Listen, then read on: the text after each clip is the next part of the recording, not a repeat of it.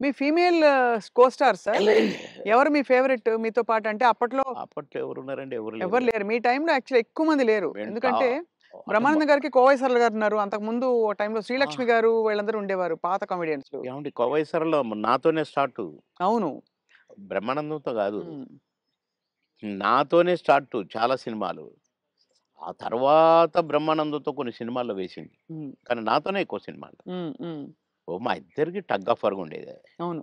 'కోవై సరళని' హ్మ్. ఆహ్, చాలా ఉన్నాయి. చాలా సినిమాలు, చాలా క్యారెక్టర్‌లు ఉన్నాయి మా ఇద్దరివి. కానీ హైలైట్ ఏంటంటే మీది సౌందర్య గారిది డ్యూయెట్. అది ఆకాశం అంత. 365వ రోజు సెకండ్ షో హౌస్‌ఫుల్ చూసా. అవును. 365వ రోజు. ఇంకా 100 రోజులు ఆడొద్దు సార్. మాకు కొన్ని కమిట్మెంట్ ఉండి రేపు తీసేస్తున్నాం. హ్మ్. 365 రోజులు అయిపోయింది కదా! అని అన్నారు. అలాంటిది. ఒక పాట ఒక కమెడియన్ చేస్తే 365 రోజులు ఆడటం అంటే చిన్న విషయం. అవును. అంతే గదా! అలాగే ఇంకా కొన్ని సినిమాలున్నాయి. 'సిల్క్ స్మిత్‌తో' 'బావలసయ్య' పాట కూడా పాటతో 100 రోజులు. అవును. 'బువ్వుంటే ఏమో కూరుంటే ఏమో' అని అడుక్కుంటే అది 100 రోజులు. పాటలతో 100 రోజులు ఆడిన సినిమాలంటే ఒక కమెడియన్‌గా అది నాకు గొప్ప గుర్తింపు, గొ గొప్ప ఒక గొప్ప విజయం. అది ఘనత. అవును. ఘనతే. నా అదృష్టం అది. కానీ సార్ సాడ్ థింగ్ ఏంటంటే 'సిల్క్ స్మిత' గారు వెళ్ళిపోయారు. 'సౌందర్య' గారు వెళ్ళిపోయారు. అవును. పాపం. మీకు తలుచుకుంటే బాధైతుంది కదా సార్ చాలా? చాలా. 'సిల్క్ స్మిత' గారు ఎలా ఉండేవారు సార్? చాలా చాలా క్లోజ్‌గా మంచి ఉండేవాళ్ళం. వ్యక్తి అని అని అని అనేవారు. చాలా, చాలా, చాలా. ఆమె ఎవరిని కేర్ చేయదు. హ్మ్. ఎవరికీ నమస్కారం పెట్టదు. హ్మ్. కాలు మీద కాలేసుకొని కూర్చుంటది. హ్మ్. కూర్చొని కళ్ళద్దాలు మళ్ళీ. హ్మ్. అందరిని చూస్తుంటది ఇట్లా. నేనడిగిన, "బాస్ మీరు నల్ల కళ్ళద్దాలు పెట్టుకుంటారు. కాలు మీద కాలేస్తారు. అది ఎవరొచ్చినా తీయరు. హ్మ్. అంటే మీరు నిద్రపోతారా? లేక అబ్జర్వ్ చేస్తారా?" అని అడిగాను నేను. అయితే, "అది కాదు బాస్ ఫూల్స్ నన్ను చూస్తారు. ఇలా ఇలా చూస్తారు నన్ను. అందుకని నన్ను ఎవడు చూస్తున్నాడా అని గమనిస్తూ ఉంటా నేను కళ్ళద్దాలు పెట్టుకొని" అని చెప్పింది నాకు. మరి హీరోలొచ్చినా కూడా తీయవు గదా! అంటే ఎందుకు తీయాలా? హీరోలొస్తే? యాటిట్యూడ్ మంచి స్ట్రాంగ్. నాతో మాత్రం నన్ను చూడంగానే కాళ్ళు తీసేది. నన్ను చూడంగానే లేచి నిలబడేది. నేనెక్కడ కూర్చుంటే అక్కడికొచ్చి కూర్చునేది. హ్మ్. భలే లైక్ చేసేదండి నన్ను. హ్మ్. గ్రేట్. హ్మ్. Great artist. ఎందుకో సార్ గ్రేట్ మంచి మనుషులు తొందరగా వెళ్ళిపోతారనిపిస్తుంది వాళ్ళందరూ. అంతే. కదా! మంచోళ్ళు తొందరగా అయిపోతారు. కరెక్ట్. హ్మ్. మేము దుబాయ్ పోయినాం ఒక ఫంక్షన్‌కి. హ్మ్. నన్ను బాస్ అని పిలిచేది. హ్మ్. బాస్ మనం షాపింగ్‌కెళ్తున్నాం. నేనెందుకు బాస్ నువ్వు లిప్‌స్టిక్‌లయి కొనుక్కుంటావు. నేనేం కొనుక్కోను కదా! నాకొద్దు. నేను రానన్నా. అంటే లేదు నాతో నువ్వు రావాలి. నేను పర్మిషన్ తీసుకున్నా. అంటే పోయినాం. పోతే ఈమేమో కొనుక్కుంది. హ్మ్. ఓహ్! బ్లాక్ కళ్ళద్దాలు పెట్టుకొనొచ్చింది బయటికి.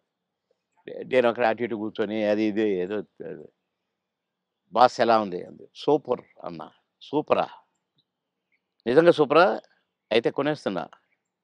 కొనేసేయి అన్నా. పోయింది. ఆ! కొనేసా అనుకుంటూ వచ్చింది. ఇది మీరు పెట్టుకోండి బాస్ ఒకసారి అన్నది. పెట్టింది నాకు. ఓహ్! సూపర్ అన్నది ఇట్లా పెట్టి. అదేంటి బాస్ నాకు సూపర్ కాదు మీకు సూపర్ నాగా అన్నా. హ్మ్. చాలా బాగుంది. నేను అందుకే కొన్నాను నీకోసం. అన్నదండి. ఆ కళ్ళద్దాలు చనిపోయేదాకా దాచిపెట్టుకున్నాను. మంచిది. చాలా మంచిది. ఆ! అబ్బో! గ్రేట్. కానీ చాలా కష్టాలు, వివాదాలు, ఇక అయి పరిస్థితులు. వచ్చినాయిలెండి. అయి కొంచెం కరెక్ట్‌గా ఉన్నోళ్ళకి వివాదాలుంటాయి. హ్మ్. ఏ ఎండకు ఆ గొడుగు పట్టేటోళ్ళకుండవు. అదే. వివాదాలు రావు. హ్మ్. ఎక్కడికక్కడే సమసిపోతాయి అవును. అని నా ఉద్దేశం. కష్టమే సార్ మీరన్నది. చాలా అది కానీ మొత్తానికే సార్ మీరు వచ్చి సక్సెస్ సాధించాక 10 సినిమాలు అనంగానే రెమ్యూనరేషన్ అమాంతం పెంచేసారా? లేదండి. మా పీరియడ్‌లో పెంచుడు గించుడు లేదండి అసలు. మా సినిమాకినిచ్చేవారా? కాల్ షీట్లు ఇచ్చేవారా సార్? ఆ రోజుల్లో సినిమాకే గదా! స స లేదండి. తాల్ షీట్సే హ్మ్. 5 రోజులు, 10 రోజులు, 15 రోజులు, 12 రోజులు అట్లా ఉండేది. ఇక కొన్ని మధ్యలో చిలక్కొట్టుడు క్యారెక్టర్‌లు కొన్నుండేది. 1 డే, 2 డేసు అయ్యి డే పర్ డే ఇంతని మొదలైనయి. హ్మ్. మేము ఏనాడు నేను గాని, నా తోటి వాళ్ళు గాని ఇంత తీసుకుంటా, ఇంత ఇస్తేనే వస్తా అని మేమెప్పుడూ అనలేదండి. హ్మ్. నా రేట్ ఇంత అని నేనెప్పుడు అనలేదండి. ఇప్పుడు హుహు. 'మాయలోడు' అంత పెద్ద హిట్ అయిన సాంగ్ అవును. ఆ మరుసటి సినిమాలోనే వితిన్ ఓ బో 'చిరంజీవి' గారు గూడా నన్ను పిలిచి "సినిమా సూపర్ హిట్ అట. నీ పాటతో హిట్ అట బాబు" అని తెలుసా అంటే, నాకు తెలీదన్నా" అన్నా. నేను ఆయన షూటింగ్‌లో ఉన్నారు హ్మ్. రిలీజ్ అయ్యాక. నేనసలు పెద్దగా నేనేదో అయిపోయానని నాకు ఫీలింగే లేదు. సత్యనారాయణ గారి పక్కన ఏదో పాట కామెడీ అప్పటికప్పుడే సాంగ్ క్రియేట్ అయిపోయింది నాకు. హ్మ్. పెడితే నేను మామూలుగానే పోయినా, చేసినా, వచ్చినా. అంతే తప్ప నేను పాటలకు నేనిప్పుడు సెపరేట్ ఇంత తీసుకున్నాను నేను పెట్టమన్నారు నన్ను కొంతమందైతే. హ్మ్. నేను సినిమాకి ఏం తీసుకోండి మీరేమిస్తే అదే అనేదండి. ఆ రోజుల్లో ఆ వాల్యూస్ ఉండేవి గదా! వాల్యూస్ మన ఉండేవి. ప్రొడ్యూసర్స్‌గా గూడా ఆ గౌరవం ఇచ్చేవాళ్ళు. అక్కడ గౌరవమే ముఖ్యం తప్ప డైరెక్టర్ల ముందు గాని, ప్రొడ్యూసర్ల ముందు గాని మాకిచ్చే గౌరవమే మా పారితోషికం అనుకునేది. అంతే తప్ప ఏసేద్దాము, పెంచుదాము, లక్షలకు అని మేమెప్పుడూ ఊహించలేదండి. అవును.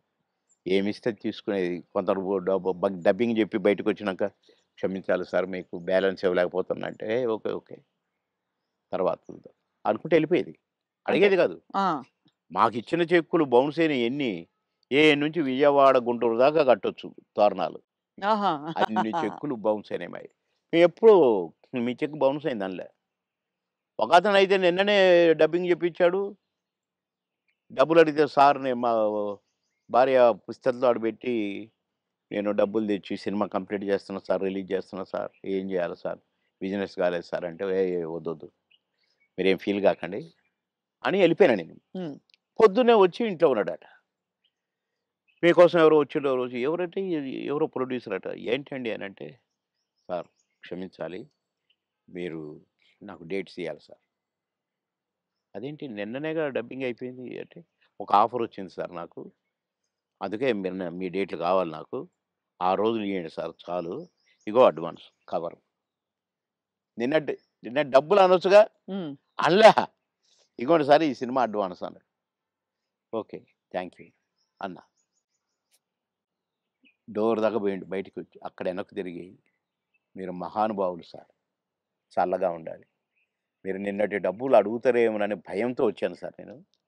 అడిగితే ఏదో ఒకటి చెప్పుదాం అనుకున్నా సార్. కానీ అసలు మీరు ఆ టాపికే ఎత్తలేదు.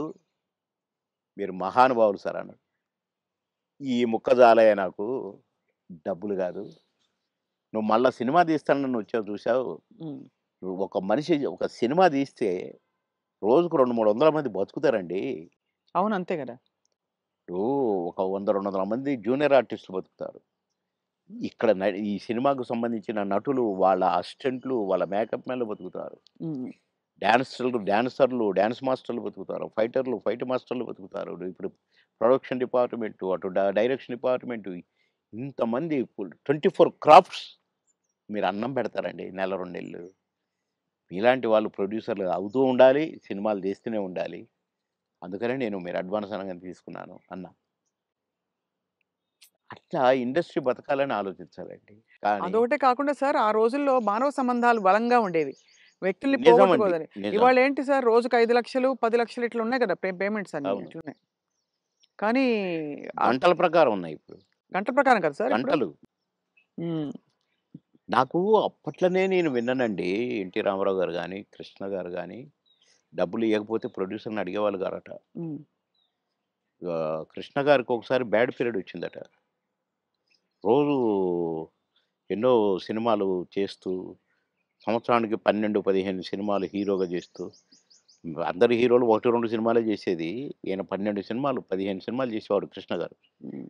అలాంటోడు అంటే డబ్బులు అడగడట. ఇస్తేనే తీసుకుంటాడట.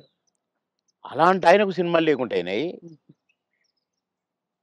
అలాంటాయన ఆగిపోయిన సినిమాల ప్రొడ్యూసర్‌ల కాడికి పోయి, ఎందుకు ఆగిపోయిందని తెలుసుకొని, ఎంతైతే స్టార్ట్ అయిద్దని తెలుసుకొని డబ్బులిచ్చి, నేనిస్తా నేను తీస్తా మిగతా సినిమా అని తీసి పెట్టేవాడంట. హ్మ్. ఇయన్నీ విన్నాం. అంత అందుకని జేసి మాకిచ్చే గింతంత ఇయ్యకపోతే దానికి ఏదో రాద్ధాంతం చేసి, నో అని వదిలేసారు.